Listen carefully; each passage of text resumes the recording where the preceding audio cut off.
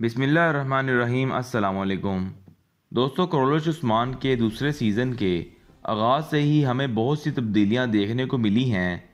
ان میں سے سب سے بڑی تبدیلی ارطغرل غازی کے کردار کی ہے۔ بہت سے لوگ اس تبدیلی سے ناخوش ہیں کیونکہ وہ اینجن آلتان کو ہی ارطغرل کے کردار میں دیکھنا چاہتے تھے۔ اس حوالے سے ہم نے چند حقائق جاننے کی کوشش کی کہ اینجن آلتان کی جگہ ایک دوسرے ترک اداکار کو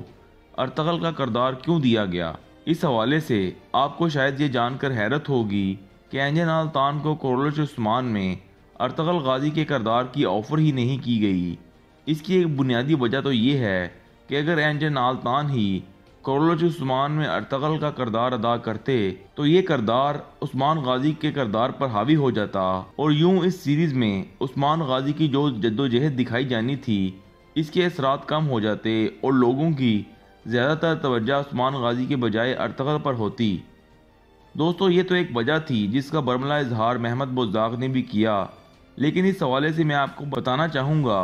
کہ ارطغرل غازی کے چوتھے سیزن میں حلیمہ کا کردار ادا کرنے والی اداکارہ اسرا بیلجیک نے اپنی کچھ ذاتی وجوہات کی بنا پر اس سیریز میں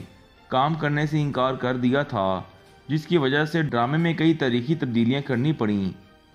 جب حلیمہ کا کردار اس سیریز میں ختم ہوا تو اس سیریز کے مرکزی کردار اینجن آلتان نے بھی اس کے 5ویں سیزن میں کام کرنے سے معذرت کر لی تھی، لیکن محمد بزداق نے اپنا اثر و رسوخ استعمال کرتے ہوئے اینجن آلتان کو اس سیریز میں کام کرنے پر آمادہ کر لیا تھا۔ اور بہت سے لوگوں کے خیال میں اینجن آلتان کو کرولوش عثمان میں